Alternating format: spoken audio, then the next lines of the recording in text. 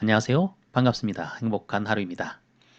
이번 영상은요, 수시로 바뀌는 화장품법, 이번엔 또 무엇이 바뀌었을까라는 주제로 한번 꾸며보았습니다. 시행 2021년 8월 19일자로 화장품법이 개정이 되었는데요. 지난번 식품 모방과 관련돼서 국회 입법 발의가 있었다는 내용 말씀을 드린 적이 있었고요. 하지만 입법 발의 후에는 좀 시간이 걸릴 것이다. 화장법 개정이나 또 하위 법령인 시행령, 시행 규칙들이 마련되는 데는 좀 시간이 걸릴 것이다 라고 말씀을 드렸는데요. 불과 2개월 지나지 않아서 법 개정이 먼저 발표가 되었습니다. 좀 빠르게 진행이 되는 것 같은데요. 특히 식품 모방과 관련돼서 영유아, 어린이와 영향을 줄 수 있는 부분들은 좀 안전과 관련된 부분이기 때문에 빠르게 법 개정이 발표가 된 것 같습니다. 여하튼 그 시행령, 시행규칙 등 하위 법령은 조금 더 시간이 더 필요할 것 같고요. 즉시 시행이 가능한 그런 부분들도 있고요. 조금 더 하위 법령을 개정한 후에 시행이 되는 부분도 있습니다. 그래서 본 개정안이 발표된 이후에 실제 시행되는 부분들은 각 법 조항마다 조금씩 차이가 있다는 거 말씀을 드리고요. 오늘 그 내용들을 살펴볼까 합니다. 첫 번째 차트는요. 화장법 개정이 얼마나 자주 일어나는지 하나의 예시로서 2019년 3월 14일 이후부터 현재까지 벌써 10번의 개정이 이루어졌습니다. 화장품법이 처음 제정되고 시행된 것이 2000년도 7월 달이었으니까 약 21년 정도 됐거든요. 21년 동안 대략 한 30번 정도에 걸쳐서 개정이 이루어졌는데요. 특히 최근에 2, 3년 내에 굉장히 잦은 개정이 이루어지고 있음을 알 수가 있었습니다. 아마도 맞춤형 화장품이 새롭게 전 세계 최초로 제도화되면서 관련된 내용들이 좀 바뀌어서 그런 부분도 좀 있고요. 또 안전과 관련된 부분들 좀 더 업데이트된 그런 법 개정들이 자주 일어나는 것 같습니다. 자, 이번에 개정이 일어나는 부분들은요. 조금 더 그 범위가 좀 광범위합니다. 그래서 세부적으로 어떠한 부분들이 바뀌었는지를 살펴볼 필요가 있을 것 같고요. 걱정하시는 분들은 그럼 요번에 맞춤형 화장품 조제관리사 국가시험에 이 법 개정이 적용되는 거 아니야? 생각하실 수도 있을 것 같은데요. 다행히도 본 개정은 시험이 4회 시험이 끝난 이후부터 적용되는 것이 거의 대부분이어서 그동안 준비하셨던 분들은 기존 법령 위주로 공부한 것으로 충분히 가봐가 가능하고요. 다만 내년도에 준비하시는 분들은 아마도 이 법 개정된 내용을 바탕으로 학습을 하셔야 될 것으로 생각이 듭니다. 자, 그럼 하나하나 살펴볼까요? 첫 번째입니다. 첫 번째는 맞춤형 화장품 판매업과 관련된 내용이고요. 법 제3조의 2에 해당하는 부분이죠. 맞춤형 화장품 판매업에 반드시 필요한 자가 있죠. 바로 맞춤형 화장품 조제관리사입니다. 기존에는 맞춤형 화장품 혼합 소분 업무에 종사하는 자라고 정의를 하였는데요. 이번 바뀐 법에 의하면 그것을 포함해서 혼합 소분 등의 품질 안전관리 업무에 종사하는 자로서 약간 범위가 확대되었습니다. 이 점 주목할 만한 부분이고요. 두 번째는 계속해서 제3조의 4 부분인데요. 맞춤형 화장품 조제관리사의 자격 시험입니다. 기존에는 거짓이나 그 밖의 부정한 방법으로 시험에 합격한 경우에 한해서 자격 취소하고 또 취소된 날로부터 3년간의 자격시험 응시 제한을 뒀는데요. 그 부분이 약간 더 확대가 됐죠. 거짓이나 그 밖의 부정한 방법으로 자격시험에 응시한 사람 또는 자격시험 볼 때 부정행위를 한 사람 이렇게 해서 두 경우에 거쳐서 자격시험 정지 또 합격 무효 이렇게 됐고요. 자격시험 정지나 합격 무효된 사람이 처분을 받은 날로부터 3년간 자격시험에 응시할 수 없다라는 부분으로 바뀌었다는 부분 주요 내용이었습니다. 그리고 자격시험과 관련된 업무 부분에 있어서 이제 자격시험 관리와 자격증 발급에 관한 업무로 식약처의 업무가 조금씩 확대됐다는 거 부수적으로 변경된 부분이 있고요. 새롭게 신설된 내용입니다. 이 부분은 유심히 잘 보셔야 될 것 같습니다. 내년에 시험 보시는 분들은 자 3조의 5, 6, 7, 8이 추가가 됐는데요. 맞춤형 화장품 조제관리사의 결격 사유에 대한 부분입니다. 결격 사유 이 부분은 여기서 공부를 한번 하신 적이 있지요. 결격 사유에 관련된 부분은 화장품법 중에 영업자의 결격 사유에 대한 부분들을 공부하셨을 것입니다. 화장품 책임 판매업자와 맞춤형 화장품 판매업자 이 두 업자는 다음과 같은 결격 사유 세 가지의 경우에 해당이 되지요. 비성료 후견인 등 그리고 보건범죄에 관련된 부분하고 또 제24조 등록이 취소되거나 영업소가 폐쇄된 날부터 1년이 지나지 아니한 자 해서 세 가지 경우의 결격 사유를 갖고 있고요. 여기에 추가적으로 정신질환자와 마약류 중독자는 화장품 제조업자의 결격 사유로서 이렇게 정하고 있습니다. 그런 영업자 외에도 이제 맞춤형 화장품 조제관리사, 맞춤형 화장품 조제관리사의 경우에도 결격 사유가 생긴 것이죠. 보시는 바와 같이 정신질환자의 경우 다만 전문의에 있어서 조제관리사로서 적합하다고 인정한 자는 제외한다라고 되어 있고요. 그리고 피성년 후견인 그리고 마약 중독자 그리고 보건범죄에 관련된 부분 여기에 해당되는 자 마지막으로 맞춤형 화장품 조제관리사의 자격이 취소된 날부터 3년이 지나지 아니한 자는 맞춤형 화장품 조제관리사로서의 결격 사유를 정하고 있습니다. 그리고 또 하나 자격증 대여 금지입니다. 다른 산업군의 국가자격시험에 합격한 그런 자격증을 소지하신 분들이 이런 자격증 대여를 통해 가지고 불법적인 이익을 취하는 경우가 가끔 있죠. 조제관리사도 이 부분을 명확히 해서 다른 사람에게 조제관리사의 업무를 하게 하거나 자기의 이름을 이용해서 또 자격증을 양도 대여해서는 안 되는 것으로 명확하게 정하고 있습니다. 이쪽 부분도 또 새롭게 추가된 부분이죠. 그리고 유사명칭의 사용 금지입니다. 조제관리사가 아닌 자는 조제관리사와 또는 유사한 명칭을 사용하지 못한다라는 내용이고요. 자격 취소에 대한 부분은 다음의 경우에 추가적으로 정해져 있습니다. 거짓이나 그 밖에 부정한 방법으로 자격을 취득한 경우, 이러한 경우, 그리고 제3조의 5회 1호부터 4호까지 즉 결격 사유에 해당하는 경우, 또 3조의 6 제1항에 위반해서 자신의 이름을 사용해서 조제관리사 업무를 대행하거나 자격증을 양도 또는 대여한 경우입니다. 여기에 해당되는 경우에는 조제관리사 자격을 취소한다는 부분도 추가가 되었습니다. 계속 볼까요? 영업자의 의무와 관련된 중에서 맞춤형 화장품 판매업자의 의무사항 이쪽 부분에서 좀 조정이 되었죠. 변경된 부분만 살펴보도록 할게요. 맞춤형 화장품 판매업자는 소비자에게 유통 판매되는 화장품을 임의로 혼합, 소분하여서는 안 된다라고 명문화하였습니다. 시중에 돌아다니는 많은 유통되는 화장품이 있죠. 이것을 화장품의 내용물로 오인을 해가지고 이것을 혼합, 소분하는 경우에 대한 그 기존의 법에서는 오인을 줄 수 있는 그런 소지가 있었는데요. 가이드라인에 정해져 있던 부분들을 명확히 법문화, 법조항으로 해놓은 사항이죠. 자, 시중에 판매되고 있는 그런 크림의 내용물, 예를 들면 로션의 내용물 이런 것들은 맞춤형 화장품에 혼합해서는 혼합 소분해서는 안 되는 것이죠. 자, 그리고 두 번째는요. 판매장 시설이나 기구 등의 관리 방법, 맞춤 화장품 쪽에 혼합 소분의 안전관리 기준, 기존에 있던 부분이고요. 혼합 소분에 사용되는 내용물이나 원료에 대한 설명 의무, 안전성 관련 보고 의무 등 이러한 것들에 대해서 총리령으로 정하는 사항을 준수해야 된다. 즉 시행규칙에 이러한 부분이 좀 더 세분화돼서 설명이 될 것이고 거기에 정해진 것에 따라서 준수를 해야 합니다. 다섯 번째는요. 기존의 책임 판매업자는 생산 실적, 수입 실적에 대한 부분들을 식약처에 보고를 했지요.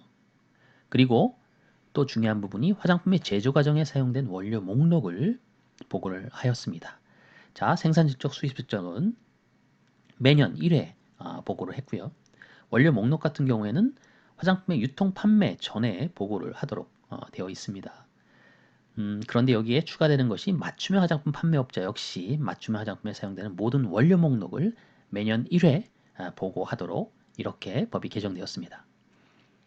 궁금했던 부분이었습니다. 책임 판매업자에게만 한정된 부분인데 사실 이 원료 목록에 대한 부분 맞춤형 화장품도 만약에 새롭게 혼합 소분할 때 원료를 사용하였다면 이러한 원료에 대한 부분들도 보고할 필요가 있었던 거죠.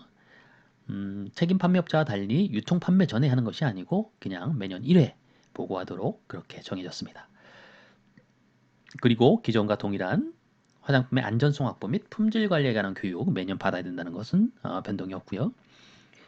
마찬가지로 국민건강상 위해를 방지하기 위해서 필요하다고 인정될 경우에 영업자, 제조업자, 책임 판매업자, 맞춤형 화장품 판매업자는 관련된 화장품 법령 제도에 관한 교육을 받을 것을 명할 수 있다는 거 기존에 있는 사항이었고요. 또 9항도 마찬가지로 기존에 있는 사항, 교육을 받는 책임자에 대한 내용이었습니다. 10항도 마찬가지의 내용으로 되어 있고요. 앞에 있는 내용들이 뒤로 밀린 것이네요. 여하튼 이렇게 기존에 8항까지 정해진 부분들을 10항까지 개정돼서 정해진 형태로 변경이 되었습니다. 자, 이제 화장품의 기재사항 부분도 일부 수정이 되었는데요. 이 부분은 고용비누와 관련된 내용이죠. 화장비누입니다. 기존의 그 기재사항은요. 제 1차 포장과 제2차 포장 이 두 군데 어느 곳에서나 10가지의 사항들을 기재 표시하도록 되어 있지요. 그런데 반드시 1차 포장에는 기재해야 될 사항을 4가지로 설명하고 있는데요. 그래서 고용비누도 예외사항이 아니었습니다. 하지만 고용비누와 같은 것들은 소비자가 화장품의 1차 포장을 제거하고 사용하는 것이기 때문에 1차 포장에 적는다 하더라도 그 실효성이 떨어지는 것이죠. 그래서 이번에 변경될 때 이 고용비누와 같이 화장품 1차 포장을 제거하고 사용되는 그런 형태의 것들은 1차 포장에 반드시 표시해야 될 내용들을 굳이 표시하지 않아도 된다라고 예외 규정을 두고 있다. 이런 부분이 추가되었습니다. 그리고 제15조 영업의 금지의 내용입니다. 바로 이 부분은 식품의 모방을 나타낼 수 있는 그런 식품 오용에 오류가 있는 것들은 영업의 금지에 해당되는 조항으로 넣은 것인데요. 식품의 형태, 냄새, 색깔, 크기, 용기 등 포장 등을 모방해서 섭취 등의 식품으로 오용될 우려가 있는 화장품, 이것은 영업금지에 해당돼서 화장품의 판매 또는 판매할 목적으로 제조, 수입, 보관, 진열해서는 아니 되도록 명문화하였습니다. 그리고요. 15조 제2의 동물 실험과 관련된 부분에 기존에는 화장품 책임 판매업자만 해당이 되었는데요. 여기에 맞춤형 화장품 판매업자가 들어온 부분. 또한 제24조 등록의 취소 부분에 등록을 취소하거나 영업소를 폐쇄해야 될 경우가 현재는 제3호와 제14호에 해당되는 경우였지만 여기에 제1호의 2 부분이 추가가 되었죠. 제1호의 2 부분은 아래 보시다시피 거짓이나 그 밖에 부정한 방법으로 3조 1항 또는 3조 2의 제1항에 따른 등록, 변경 등록, 그리고 신고, 변경 신고, 즉 등록, 변경 등록은 영업자 중에 제조업자, 책임 판매업자에 해당되는 부분이고요. 신고, 변경 신고는 맞춤형 화장품 판매업자에 해당되는 것이죠. 여기 부분에 해당될 경우에는 뭐라고요? 등록을 취소하거나 영업소 폐쇄하는 형태로 이렇게 포함이 되어 있고요. 추가적으로 또 시설 맞춤형 화장품 판매업자는 시설 기준을 갖지 아니하게 된 경우에도 등록의 취소 등과 같이 24조에 해당되는 부분, 그래서 행정명령이라든지 또 기타 또 제조 수입 판매 등의 금지를 명할 수 있거나 또 1년 범위 내에서 업무 또는 전부의 정지를 명할 수 있는 그런 조항에 해당되는 경우로 포함이 되었습니다. 자, 24조 2입니다. 이거는 기능성 화장품과 관련된 부분인데요. 기능성 화장품 인정 취소입니다. 자, 기존의 제조업자, 책임 판매업자, 또 총리령이 정하는 대학, 연구소 등에 해당되는 해당자들은 기능성 화장품 인정을 취소할 수 있도록 이렇게 새롭게 추가가 되었는데요. 거짓이나 그 밖에 부정한 방법으로 심사 변경을 한 경우, 또 거짓이나 그 밖에 부정한 방법으로 보고서를 제출한 경우입니다. 기능성 화장품의 경우에는 심사를 할 경우랑 보고서를 제출하는 경우 두 가지가 있죠. 여기에 거짓과 부정한 방법의 내용들이 추가적으로 포함돼서 기능성 화장품의 인정을 취소하는 그런 조항문들이 추가가 되었다는 것이죠. 정문은 앞서서 이렇게 추가적으로 새롭게 개정된 법 조항문들에 대한 내용들이 첨가된 부분이어서 그냥 넘어가도록 하겠습니다. 자, 수수료도 마찬가지의 내용이지요. 이 부분도 별도의 설명은 하지 않도록 하겠습니다. 자, 벌칙과 관련된 부분인데요. 벌칙은 화장품에서의 벌칙은 가장 최고형이 바로 3년 이하의 징역, 3천만 원 이하의 벌금에 처하는 것이죠. 여기에 1의 2 거짓과 그 밖에 부정한 방법과 관련된 부분으로서 등록, 변경 등록, 신고, 변경 신고로 한 자 내용이 포함이 되죠. 이 부분에 해당되면은 3년 이하의 징역, 3천만 원 이하의 벌금에 처한다는 부분이죠. 그러한 내용들이 포함이 되어 있고요.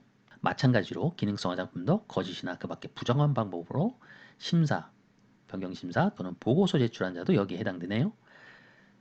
또한 인증도 마찬가지고요. 천연 유기농 화장품 인증에 관한 것도 거짓이나 부정한 방법으로 인증받은 자 마찬가지로 여기 최고의 벌칙 부분에 해당이 되도록 이렇게 법이 개정이 되었습니다. 그리고 제16조에서도 추가가 된 부분들이 새롭게 개정된 부분이 포함되어 있다는 내용. 같이 참고하시기 바라고요. 계속 벌칙과 관련된 부분 세세하게는 읽지 않도록 하겠습니다. 3조의 6항, 4조의 제2의 제1항 새롭게 개정된 부분 1년 이하의 징역 1천만 원 이하의 벌금에 처하는 부분으로 새롭게 추가가 되었고요. 자, 벌칙 중에 200만 원 이하의 벌금에 처하는 부분 제5조 영업자의 의무죠. 거기에 하나 추가된 사항까지 포함되어 있는 내용으로 포함이 되어 있고요. 과태료 부분도 지금 현재 7가지의 경우에 과태료 100만 원 이하의 50만 원짜리, 100만 원짜리가 있었죠. 거기에 추가적으로 3조의 7항 조제관리사와 유사한 명칭 사용한 자 관련된 부분, 또 5제 5항 생산실적, 수입실적 화장품의 원료 목록 보고하지 아니한 자 이렇게 요건 기존에 있는 건데 조항만 바뀐 것이고요. 그래서 6항 맞춤 화장품 원료 목록 보고하지 아니한 자 포함되었고요. 또 관련된 내용을 위반해서 교육을 받지 아니한 자, 또 명령을 위반한 자 해서 추가적으로 맞춤 화장품 조제관리사와 관련된 부분 원료 목록 보고, 맞춤 화장품의 원료 목록 보고를 보고하지 않은 부분들이 더 추가가 되었다는 거, 여기에 해당되는 부분들이 과태료의 대상이 됐다는 거 변경된 내용이었습니다. 자, 지금까지 법 조문에 대한 변경된 사항들을 살펴보았습니다. 그러면 이러한 사항들이 바로 시행되지는 않습니다. 앞서 말씀드린 대로 세부적인 시행령과 시행 규칙이 정해져야 되기 때문이죠. 자, 본 부분은요, 주요 개정 내용과 시행 일자를 한번 구분해서 나온 내용이 있어서 마지막으로 말씀을 드리려고 합니다. 거짓 부정한 방법, 이 부분과 관련된 행정 처분이나 벌칙, 부과의 근거 마련 등 이러한 내용들은 즉시 시행을 한다는 내용이죠. 그 말은 법이 공포된 8월 19일자로 시행이 된다는 내용이고요.